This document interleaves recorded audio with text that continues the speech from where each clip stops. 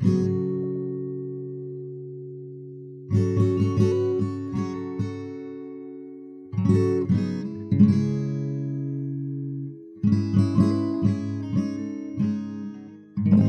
study morality is to study whether one's actions, intentions, and choices are right or wrong. Or said another way, it's about figuring out how to behave based on standards of propriety and impropriety. Within that same realm of inquiry, the study of ethics is figuring out how one might formalize, systematize, defend, and communicate rightness and wrongness. So if morality is sussing out what right and wrong is, ethics is determining how we apply that knowledge of right and wrong on a personal and a societal level. Under the umbrella category of ethics, there are three main subcategories. Metaethics is the study of morality itself, asking questions about how we know what is right and wrong in the first place, and what, if any, meaning our moral decisions might have in an absolute sense. Normative ethics asks how we might apply what we learn about morality and what it means practically to behave morally. And applied ethics asks what obligations we might have as people and as members of societies when it comes to our behaviors within different ethical spaces. So it's figuring out, for instance, how ethics apply in the world of biology versus the ethics that exist within the world of economics, and how those differ, how they intermingle, and what it means for us and how we behave. There's a broader term that comes to us from a similar theoretical space, Axiology, which refers to the study of value as a whole. So all philosophical quandaries that tie back to value in some way, which is most of them, including anything we might ask about morality and ethics, those topics fit under the even larger umbrella topic of axiology. Axiology emerged alongside a period of governmental collapse and reemergence between the 5th and 6th centuries in Greece. Well-known historical philosophers like Socrates benefited from that development, as it established a framework for thinking beyond the limits of a central authority. The government says this, the religious leaders say that, but we are looking at a space above and behind both of those systems. Philosophical thinking, because of its broader axiological focus on values in general, allowed these thinkers to ponder issues from angles that could then feed back into the government and the faith, rather than being defined and at times stifled by either one. In other words, these thinkers were able to analyze concepts like rightness and wrongness without feeling compelled to color within the lines of a pre-existing dominant philosophy. The government could tell them something was right or wrong, and they could say, "Is it though?" Now that said, being capable of pondering and arguing things doesn't necessarily mean that those things are any more concrete or correct in an absolute sense than anything else. If Socrates had been born into a civilization that regularly practiced human sacrifice, chances are good that his perspective on a great many things, including human sacrifice, would be different by default. He would have approached such issues from a different default angle. The same is true for any of us. The things we consider to be obviously right and wrong are in some ways just accidents of history, and could very easily have gone in a different direction. Even the most seemingly evident philosophical truths, then, may only be obvious to us, coming from the historical context we come from, having lived the lives that we have lived, having been exposed to the ancestral philosophical ideas to which we have been exposed. There have been attempts to remedy this looseness at times throughout history, but the results have not been too successful, at least not successful according to the standards of those making the attempts. A philosopher named Robert Hartman created what became known as the science of value, which posited that we might be able to symbolize morals using mathematical functions, which would in turn allow us to demonstrate right and wrong using formal and symbolic logic, variables and equations, and things of that nature, like you might see on a blackboard in the office of a mathematician. The broader world of value theory, though, also includes work by sociologists like Max Weber, historical materialists like Karl Marx, ecologists like H.T. Odum, and objectivists like Ayn Rand. Values, then, and more formally, ethics and morality, are complex and varied. And no matter how we try to lock them down, concretize them into something we can formalize into universal commandments, they continue to elude us, to defy precise symbology, and to evolve and iterate over time, even within a single generation. What I want to talk about today is a recent attempted application of formalized ethics to a very serious realm of inquiry, and I'll talk about how and why that attempt failed, but also why it probably wasn't meant to succeed, at least in the way one might think, in the first place.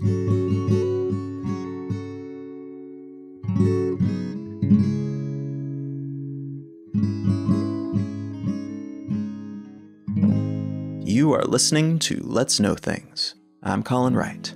As you will know if you've listened to the last episode of this podcast, we are currently undergoing a bit of a push to try to reach 200 patrons on Patreon.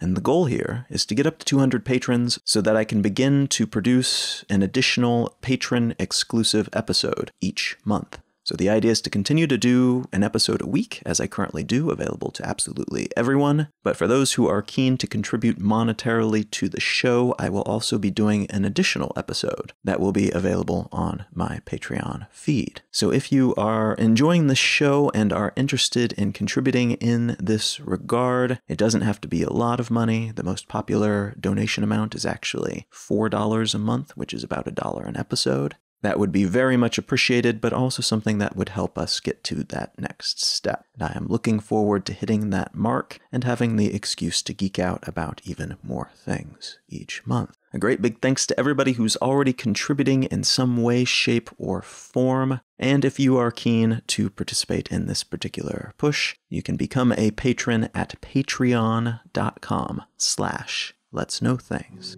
All right, let's get back to the show.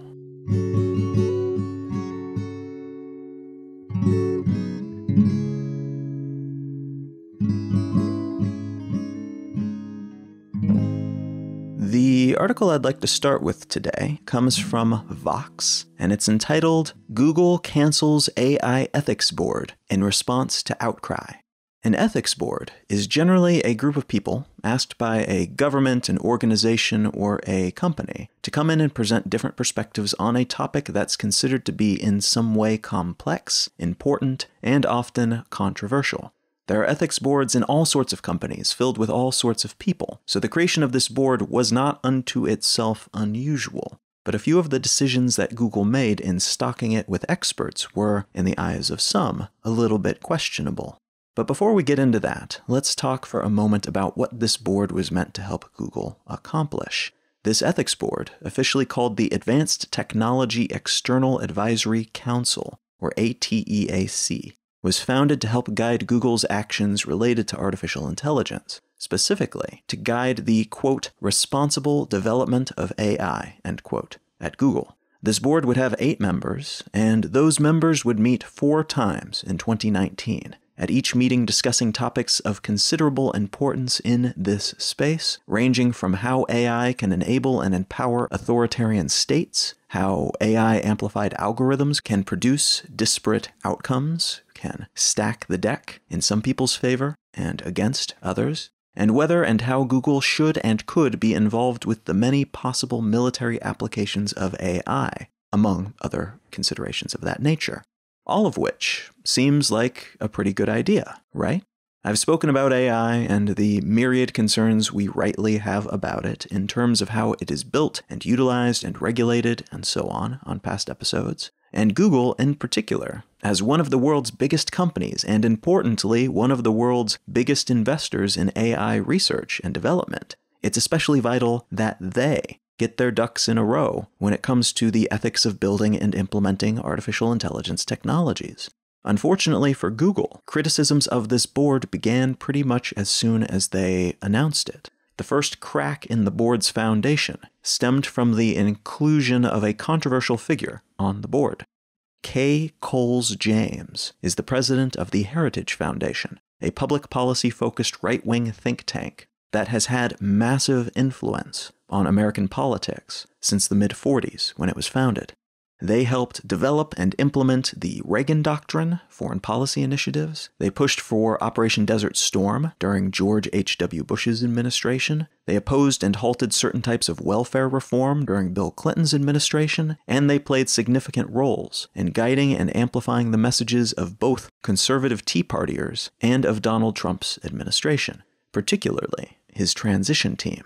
They kind of stacked the employment deck with their people, getting Scott Pruitt, Betsy DeVos, Mick Mulvaney, Rick Perry, Jim DeMint, and Jeff Sessions into their Trump administration positions, among many others. Most relevant to this conversation, though, the Heritage Foundation and K. Coles James in particular have been pointedly and consistently anti-LGBTQ, and even more specifically and vociferously anti-transgender in their words and in their actions. They've also been very anti-immigrant and kind of anti-anyone who is not white, Protestant, Christian, born in the United States, and English-speaking. They've also presented many arguments and policies that imply or say outright that they don't believe in the science behind climate change legislation. A group calling itself Googlers Against Transphobia and Hate published an essay about why they were calling for James's removal from this board, providing evidence for the aforementioned anti-ness of so many of her positions, while also listing instances where artificial intelligence of some kind has been used to exclude certain groups, including trans people, not recognizing more feminine voices when compared to more masculine voices, ignoring or misidentifying women of color, increasing police surveillance and harassment of certain groups, profiling immigrants in a privacy-invading manner, and automating weapons, which would potentially, almost implicitly, also mean automating killing. This essay included a petition, which was signed by thousands of Google employees. Google's defense for the inclusion of James on the panel was that they wanted to ensure it included, quote, diversity of thought, end quote, implying that having someone with her political and ideological perspective would round out the perspectives of other members on the panel. James was not the only member of this ethics board to receive the online protest treatment, however. Diane Gibbons, the CEO of a drone company called Trumbull Unmanned, was also met with skepticism by a large number of Google employees, especially after the firm's recent row with company higher-ups over Project Maven, which is a drone-related imaging project meant to use artificial intelligence to allow combat drones to operate independently of human handlers. Google leadership said they stepped aside from that sort of thing after the Department of Defense contract lapsed. And that, in any case, it wasn't a weapons-related thing that they were doing, it was just image processing stuff. But creepily, Google's work on Project Maven is apparently exempt from the Freedom of Information Act, so the extent of their work, and what came of it, if anything, remains beyond public knowledge or scrutiny at this point. So even though the protests of Google employees got that project off the docket, we do not know the extent of what happened with that project, and if it potentially continues in some shape within Google. We also don't know what other projects of this sort might be under development currently, and whether or not they will be up for working on them in the future. Part of the creation of this board was to, ostensibly at least, figure out if it was ethically legitimate, according to Google's sense of ethics, to work on imaging projects if they knew that these projects might be used to help robots kill people. Gibbons's company is very focused on military applications for drones, but the real issue here seems to be less about her and her company specifically, and more about Google's seeming tone deafness in including someone from a military drone company so soon after having that big, very public to-do over Project Maven. And some Google employees desire not to be involved with such things even a little bit, even adjacently. And there was one more, small but relevant, I think, point raised about this board, and that was how the board was run. Namely, the board members would not be paid, which in practice filters those who can be on it, because someone who is not wealthy would be less likely to be able to take the time to be on it, which means the economic perspectives being represented are severely limited to people who are of high financial means.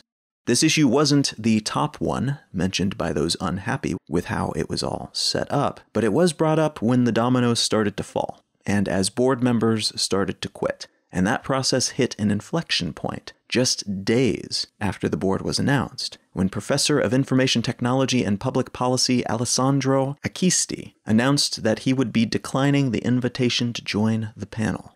That public declination happened a few days after another panel member, Joanna Bryson, an associate professor of artificial intelligence policy and ethics, indicated that she would be staying on the board, but that she was less concerned with James from the Heritage Foundation's inclusion because she knew, quote, worse about one of the other people, end quote.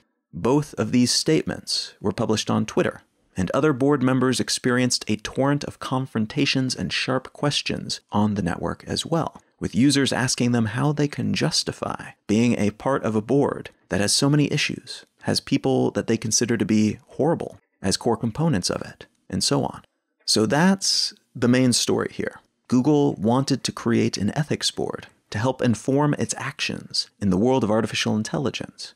It set up and stocked the board in a way that angered a lot of people, and that board collapsed a week after it was announced. Google's official statement on the matter, appended to their original announcement about its creation, says the following, quote, "It's become clear that in the current environment, ATEAC cannot function as we wanted, so we're ending the council and going back to the drawing board. We'll continue to be responsible in our work on the important issues that AI raises, and we'll find different ways of getting outside opinions on these topics," end quote. Now, all that established, let's talk about the context surrounding this story, which is to me very interesting as it adds depth and nuance to what might otherwise seem to be an open and closed case of a corporation being ethically negligent in how they established an ethics committee, which is a superficial reading of this story that I do not personally think matches what really happened, at least not entirely. First, I think it's important to address the implied idea that some perspectives are legitimate and others are not in a setting like this one. What I'm referring to specifically here is the backlash against K. Coles James of the Heritage Foundation, that conservative think tank that has been so influential over the years, and the idea that, because like many people who come from the further right side of politics these days here in the United States, she has some ideas about certain groups of people that many people, including some people who are otherwise more conservative-leaning, find to be backwards and or offensive. Now, I should mention, to establish my bias up front here, that I personally think that ideologies predicated on diminishing another group or groups due to their skin color or sexual orientation or gender identity or where they were born or anything else are indeed suffering from tunnel vision and rigid thinking. There are a lot of reasons that a lot of different people believe these things, and I understand that. But that doesn't mean that I have to agree with them, or be happy when those people with those ideas take control of our systems and formalize their, in my mind, very limiting and morally incorrect ideologies into law. I do wonder, though, at what point my preference here becomes something that I don't intend it to be.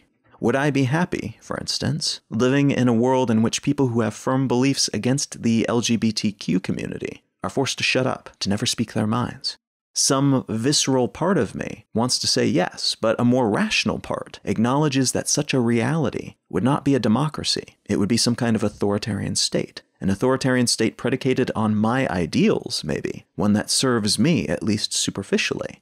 But does that make it any better? An authoritarian regime that supports me and my ideas but shuts down any other ideas, those I disagree with, could just as easily flip around and shut me up, amplify my ideological opposition tomorrow. It could also leave other ideas that I harbor, which I today think are correct but someday could realize are incorrect or incomplete. It could leave those ideas unchallenged, because this system would kill off or outlaw the presentation and sharing of any ideas that do not fit within my existing singular perspective.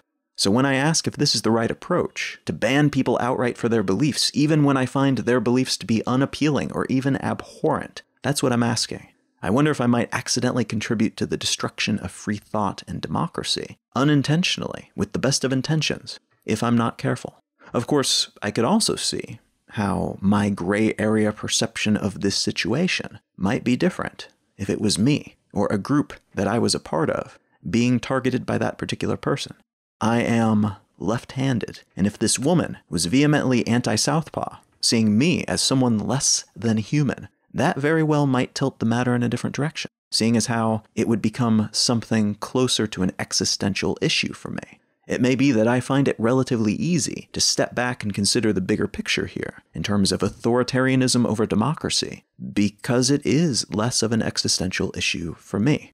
This person, in this case, who does her best to legislate these sorts of ideas, is not targeting me directly, and that might make it easier for me to take this particular perspective. This is, unfortunately, frequently the case when it comes to issues like this. There are no perfect solutions or always right answers, and even the more right for this particular moment answers often come steeped in downsides, whether immediate or future, potential or concrete. So I bring this issue up not because I have an answer or instruction to provide on how to behave with it, but because it is complex and tricky, and becomes even more so if you allow yourself to flip the script and imagine that it was you and your ideas being dismissed and excluded and even outlawed.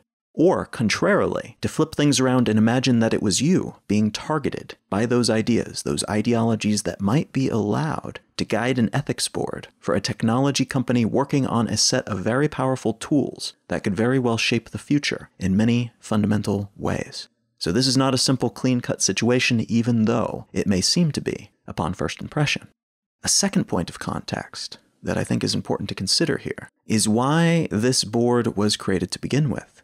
Artificial intelligence is a simple name for a broad and varied collection of techniques and technologies, but many of these tools have become fundamental to modern society, including those that we use every single day in our smartphones and apps all across the internet, and in our economic systems, our security and surveillance tech, our government, and in our military hardware.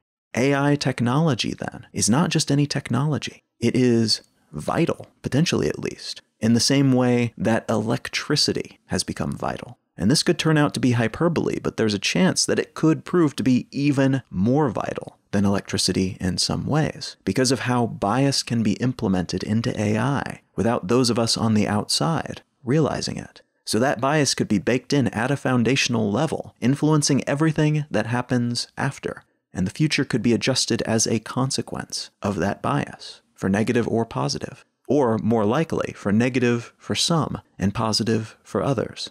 That is kind of a big deal, and it's part of why it's a very, very good idea to get a firm grip on how these technologies should be used, what kind of oversight we should have over the implementation, which regulations should be in place, from kill switches to taxes, and how we might benefit from all the potential AI upsides without succumbing to their many possible downsides. It's also important, on a more simplistic level, for Google to get this under control for their own sake. Google works with these kinds of technologies in pretty much everything that they do these days, and that means they have a lot of opportunity to screw up in big ways and in tiny ways that may be nothing, but which could then later snowball into something massive.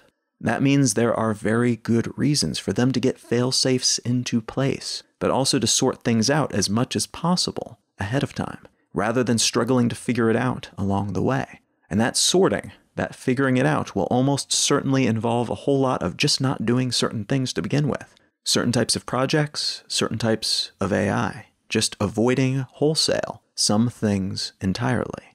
That said, it's possible that even if Google doesn't work with the US Department of Defense on automated killer drone technologies, that some other company will. And we already know that that's the case, actually, despite the fact that we don't know all that we might want to know about this program and others like it out here in the non-military, non-classified world. Other companies have already announced their involvement, and we can make educated guesses about what roles they are probably playing in that space. It's also possible, as is often claimed by folks in the cybersecurity and military worlds, that if we do not do some of these things, someone else will. This is a classic game theory concern, which leaves all of us at all times treating each other like enemies, even in situations where we need not do so, because there is a chance that the other person is thinking the same thing. If we don't, they might. Therefore, we logically should behave as if they will, and as if they believe we will. And unfortunately, that's kind of the world that we live in. And if we do not build the automated killer drones, chances are good that someone else will, or someone else already has, to some degree of success or another, because they believe that we will. But that doesn't mean that Google, or any other company with such an ethics board, wants to be the ones to have built it. We all know that nuclear weapons were developed, but that doesn't mean that you want to learn that you, working your day-to-day job, contributed to the manufacture of one of the bombs that were dropped on Japan at the end of World War II. I mean, maybe it wouldn't matter to you, but maybe it would matter to you a great deal. That's the kind of question that we're dealing with here. And I would argue that these are important questions to be asking ourselves en masse, especially as more of our technologies and tools are tied together, and more of our efforts, because of those interactions, stand a better chance of either directly or indirectly contributing to something that we would not condone or choose to be involved with if given the choice. It's arguably impossible to extract any particular job or career or day-to-day utility from the broader collection of interconnected systems that fuel all of the military action that takes place around the world. We are already, every single one of us, part of that system in some way, even if just adjacently. This is a question, then, of how close we want our work and ourselves to be to that end result. The third contextual element that I want to mention here is the public relations facet of this story. And this is an angle that doesn't just include Google, it includes most tech companies. And the idea here is that by creating an ethics board of this kind, Google is able to claim a public relations victory, showing themselves to be the caring, philosophically pure company that most of us wanted them to be. The company that back in the day made do no evil part of their company charter. Today, many years later, of course, that line has disappeared from the charter, and they've done plenty of things that someone somewhere could consider to be morally repugnant, if not probably truly evil. But by putting together this kind of board, and at least going through the motions as some kind of internal struggle over these sorts of issues, they're able to help us revisit that sense that we used to have, that they are at least thinking things through, and not taking their immense power and influence for granted. They can even be trusted, perhaps, at least a bit more than the other guys in the world of tech. This, unfortunately, though, is probably mostly just perception.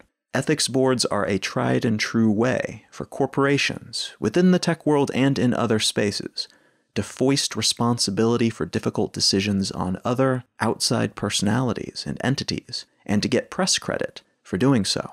If Google wants to do business with the Department of Defense to build killer drone software, this sort of board allows them to say, hey, this isn't really our field, let's toss it to the experts, and then take what the board says and do what they intended to do anyway, which allows them to get away with it while also making the case that there were moral experts, nearly infallible intelligences involved in the decision-making process. It's not management who you should hate, but those ethics board members who did not make a stronger case, or who made a case that you did not agree with.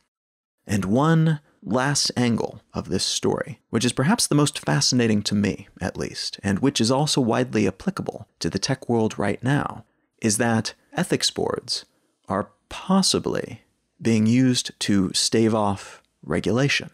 Now here's how this works. The government takes note of bad behavior on the part of members of a certain industry. It doesn't matter if it's fossil fuels or cigarettes or ad-based social networks, they have all been known to use similar strategies. Those companies bow and scrape and tell the government that they will take care of it, but they don't. Things get worse. The government is increasingly pissed off, and the legal posturing and lobbying efforts of the corporations help keep anything concrete from happening for a while. But eventually it comes to a head. A group of politicians want to make an example of them, or the abuses become too extreme to ignore any longer, and those officials make it clear that something has to change, or else.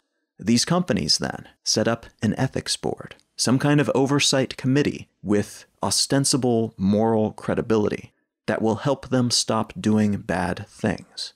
You say we can't be trusted, but these people can, is the message being sent to those government regulators. Don't even worry about it, we've got this, we see that we were wrong, and we are now listening to these folks who will tell us how to do it better. The ethics boards, though, almost never have any real power. Yes, they put on a real show, they are set in front of the cameras, their credentials are widely disseminated and bragged about. They are usually very credible people, but their decisions are not locked in. They do not have any enforcement capabilities. And because their decisions have no teeth, that means that if they say something the higher-ups in those companies don't want to hear, well, they just ignore them. They can say, we listened to the experts and it didn't work out. The company still gets credit for the PR circus around the creation of the ethics board, and their public perception changes as a consequence, at least for a time. That would seem to be what happened here as well, based on post-dissolution analysis of this Google AI ethics board and the company's apparent intended use for it. There didn't seem to be any other reason for them to have set it up the way that they did, unless we consider that the point might have been just to have a board, not to have the board serve any real advisory purpose. The point was to have it there, kind of as a human shield, in case Googlers got uncomfortable with anything the company was doing and wanted to aim blame at someone above their pay scale. It also allowed them to tell the government that they were getting their act together, taking things very seriously, because the experts were on hand, and an official board was taking part in the decision-making process from that day forward. Now, I say that all of this seems to be the case, because there's no way to know that for certain. It would be unfair and cynical to claim this framing of things with any degree of certainty. And it is almost certainly more fair and accurate to say that this was potentially one of multiple rationales for the creation of this board and the shape that it took. It's likely that some of the people, perhaps all of them involved, had truly moral ambitions beyond the mere perpetuation and protection of the company in a regulatory sense when they were putting this board together. Which is good if true, because it truly is an important discussion to be having, whatever the venue, whatever the excuse to have it. It's also important to have someone, some group of experts talking about these things, and ideally in a space where those experts actually have some power, some ability to influence what happens next. Because unfortunately, the only focus of power capable of equaling that wielded by these big tech companies these days is the government. And I don't know if you've ever watched a congressional hearing about technology, but, well, it would be hilarious if it wasn't so sad. Many of the people running the United States have never sent an email before. And yet we live in a world in which emails are dinosaur-like in their antiquity, but almost oxygen-like in their ubiquity. And they don't even understand that on a practical level. Many of the people who wield regulatory powers do not know what they are dealing with when it comes to modern technology. And so, yeah, the idea of an ethics board of some kind is a really good one. Hopefully, though, at some point, we will see this kind of scheme set up in such a way that it can truly steer the discussion and the shape regulation takes, rather than serving, at least partially, as a showpiece and PR mechanism for the folks who are actually steering the ship. Until and unless that happens, many such panels, whether they last a week or a decade, will contribute far less than advertised to the world, ethically or otherwise.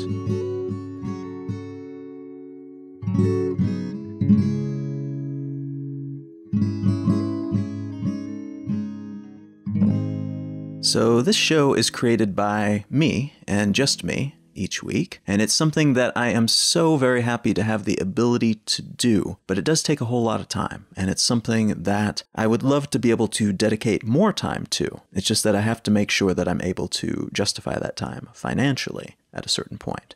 And so what I'm trying to do is to get up to 200 patrons on Patreon, which will increase to a small degree what I'm bringing in each month, but will also importantly allow me to take a next step, which is creating an additional episode each month. Right now I'm doing one per week, which goes out to everyone, and then this additional episode per month will go out to patrons, and that means people have an additional incentive then to contribute something, whether it's $1 or $4 or $10 or whatever you can afford each month to get that additional episode. This is something that allows me to indulge even more in this project that I love doing so much, while also producing something a little bit extra above and beyond the free version that I've been producing for upward of 3 years at this point. So if that sounds interesting to you, if you'd like to help out, if you'd like to help me reach 200 patrons for this show and take things to the next level, you can do so at patreon.com/letsknowthings. The TV show that I would like to recommend today is one that's actually been out for a little while, but the second season just started the other day. So it's something that there is a sufficient enough out there to binge if you choose to do so, but you can also follow along with that second season as it develops, as I will be. And that show is called Killing Eve. And it's a truly fascinating show. The characters are amazing, the acting is incredible, the writing is very, very good. And part of what's so fascinating about it to me is they managed to avoid almost completely any typical character archetype. All of the characters on this show are different. They're distorted in some meaningful way from the types of characters that you usually see on a show. And that's important because this is a common type of show. It's a serial killer, sort of, an assassin, sort of, being pursued by an officer of the law. But the entanglement between these two characters and the relationships between other characters in the show and the characters themselves are all so truly unique that it's a really interesting and beautiful thing that then causes you to look at other shows and realize, wow, just how many tropes there are. How many shows are just replications of other shows with a slightly different coat of paint. So if that sounds interesting to you, if you're keen to find something new to watch, if you're interested in being exposed to some brand new archetypes that you probably haven't seen before, consider checking out Killing Eve on whichever streaming service happens to carry it in your particular region. You can find out more about me and my work at colin.io. You can find my blog at exilelifestyle.com, and you can find the show notes for this episode and every episode of the podcast at letsknowthings.com. You can find out about the speaking tour that I'm currently on at becomingtour.com, and you can find my advice column about life at somethoughtsoboutliving.com. Feel free to reach out on social media. I am at Colin is my name. Thank you so very much for listening. I am Colin Wright, and I will talk to you again next week.